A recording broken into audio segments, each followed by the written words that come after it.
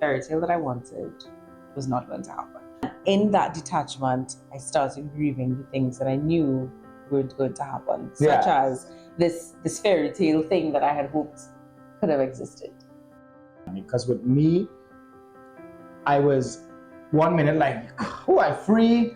The second minute, Isabella crying down a plane and literally kept Carl Tobago log, threw it off for the whole weekend because I couldn't get her to put on a seatbelt.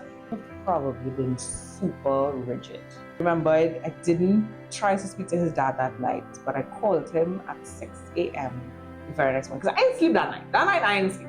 I remembered my hands were shaking. I were to have a boyfriend, and we talked things through. And where does my dad fit, or would I now have two dads? And we touched on the theory of some of the conversations.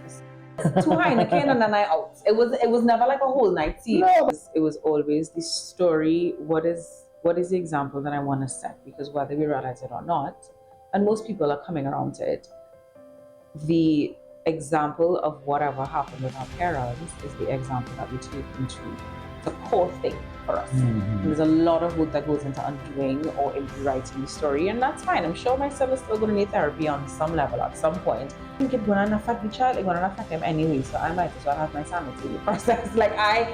That's me.